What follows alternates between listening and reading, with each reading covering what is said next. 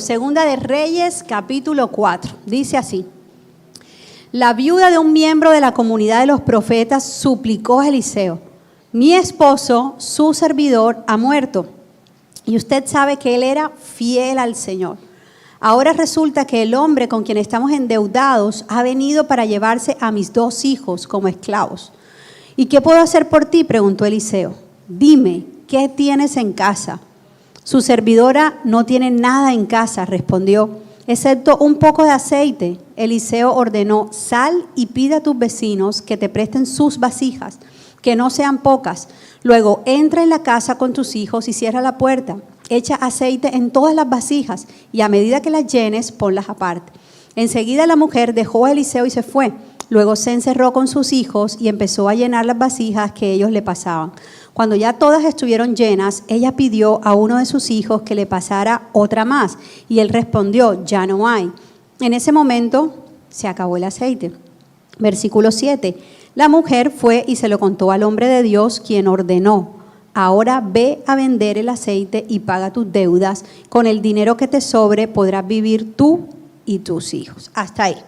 El hombre de la casa, como vemos en esta lectura, era un hombre de Dios, ¿verdad? Era un hombre de la comunidad de los profetas, es decir, tenía una comunidad religiosa. El hombre pertenecía como al Conexión y Vida de la época, ¿sí? Él tenía su comunidad a donde él pertenecía, y dice la Biblia que él era fiel y era temeroso de Dios, ¿verdad? Justo en la palabra de la ofrenda estábamos hablando de la fidelidad. Este hombre era un hombre que era fiel y además era temeroso de Dios.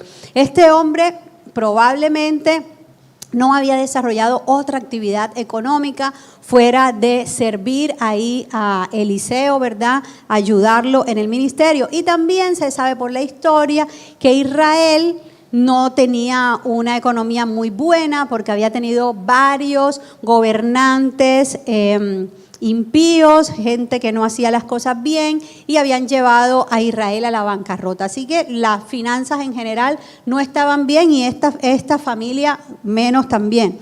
Y en ese tiempo, sí, que se llevaran a tus hijos como esclavos, era algo que podía pasar, con alguna regularidad pasaba. ¿Qué sientes tú, papá, que estás aquí, cuando lees este pasaje y dice que, bueno, a causa de la deuda, el acreedor podía llevarse a tus hijos como esclavos? Mira, dice Samantha, terrible, ¿verdad? Claro que sí, esto era terrible para cualquier familia. De todos modos, en ese momento, en la ley de Israel estaba contemplada la esclavitud, ¿sí? La esclavitud era permitida y estas cosas pasaban, pero no se imaginen ustedes que iban a llegar unas personas y entonces les iban a poner como unas cadenas con unas bolas negras a los chicos, ¿verdad? Y los iban a pegar así y se los iban a llevar. O sea, no era así la esclavitud. Los llevaban y eran como miembros, como parte de la otra familia, y servían en la otra familia, y habían unos límites y habían unos parámetros como ese hijo o como esa persona servía en la otra casa o en la otra empresa. De todos modos, sí, Samantha, mírenle la cara a Samantha, era cruel de todos modos. Nadie quiere que le pase esto a un hijo, ¿verdad? Pero bueno, esta familia estaba expuesta a este tipo de situaciones, ¿verdad? Ahora, cuando los imprevistos, ¿verdad?, aparecen en una casa, ¿cómo nosotros reaccionamos frente a los imprevistos? Porque esta era una familia bien constituida, ¿verdad? Estaba el papá, estaba la mamá, estaban los hijos, el hombre de la casa respondía por la casa, pero de un momento a otro, bueno, el hombre murió y esta familia las dinámicas de la casa tuvieron que cambiar, ¿verdad? Y se vio en un peligro tremendo. En esta historia nosotros podemos examinar algunas fortalezas, ¿sí? Algunas fortalezas que esta mujer tenía. Esta mujer, porque hoy es el día de ¿qué?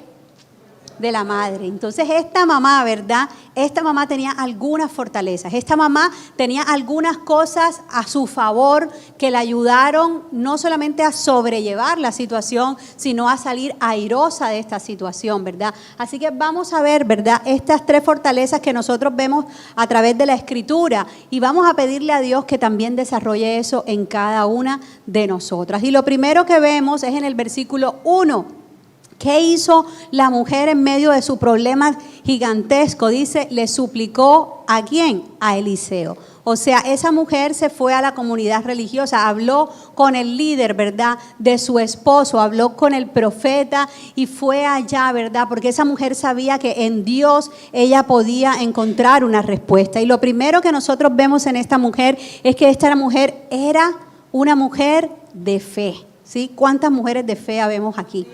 Sí, conmigo habemos muchas, ¿verdad? Porque todas las mujeres que estamos acá somos mujeres de fe. Aún las más jovencitas que apenas se están formando son niñas de fe, ¿verdad? Mujeres de fe. Y vemos que en este hogar el varón de la casa era un hombre de Dios, era un hombre de fe, ¿verdad? Pero no solamente el varón de la casa, sino que la mujer también era una mujer de fe, ¿verdad? Y hace unos días yo tengo un grupo de estudio bíblico de mujeres en zona norte y ahí estábamos hablando, hemos estudiado Juan capítulo por capítulo. ¿Quiénes quieren que hagamos un grupo de estudio bíblico acá en Marbella, pero en la mañana? Y alzan la mano por ahí, puedo sumar a ver y digo, lo hacemos, ¿está bien? Vamos a ver si lo empezamos pronto. Y resulta que ahí estábamos estudiando un pasaje, ¿verdad? Y una de las mujeres hizo un comentario. Si es una mujer que ha estado asistiendo a la iglesia durante casi todo el año que lleva la iglesia de zona norte, es una mujer que, bueno, no tenía ningún conocimiento de Dios, pero ahí ha estado abriendo su corazón para Jesús y ha podido descubrir eso maravilloso que todos los que hemos conocido a Dios disfrutamos, ¿verdad? Esa mujer está teniendo un encuentro con Dios y ella dice, en estos días, le pedí permiso para contarlo, puedo decir hasta su nombre, se llama Tatiana, porque ella me dijo, cuéntalo libremente.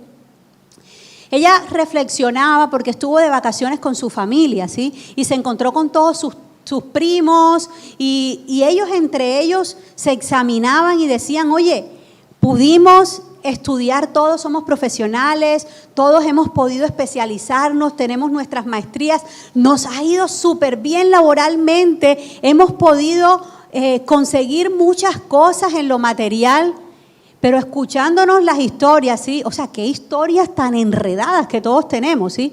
O sea, ella se veía a sí misma y veía a sus primos y decía, pero ¿en qué momento todos tomamos tan malas decisiones y tenemos una vida tan llena de complicaciones, ¿verdad? Y ella sacaba una conclusión y es que su familia dejó de buscar a Dios. Ella dice, mis abuelos, a pesar que no es que fueran cristianos, ¿verdad?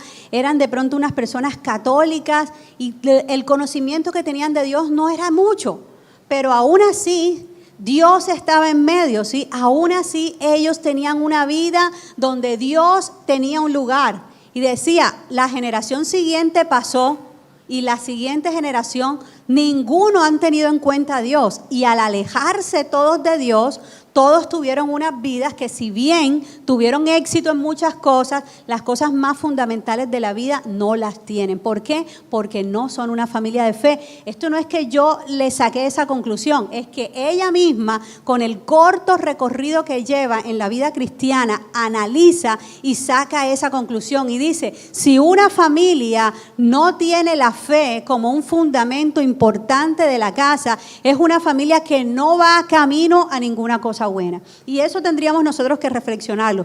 Nuestras familias tienen que ser familias de fe. Nosotras mujeres que estamos acá, que somos mamás, tenemos que ser mujeres de fe, ¿sí? Y tenemos que afrontar los desafíos de la vida y los momentos buenos también de la vida, donde vemos que todo está saliendo súper bien y que tenemos una estabilidad, que la fe vaya delante de nosotros en todo momento. Ella sabía que en ese momento de crisis de su casa, Dios tendría una respuesta para ella. Y cuando nosotros nos sentimos abrumados porque las situaciones de pronto de la vida no sabemos cómo resolverlas, en nuestro corazón, en el fondo, así sea muy en el fondo, nosotros tenemos que tener la certeza de que la respuesta está en el Señor, ¿verdad? La fe es un elemento indispensable para cultivar en la vida familiar. Y la pregunta sería, ¿pero cómo convierto yo mi familia en una familia de fe?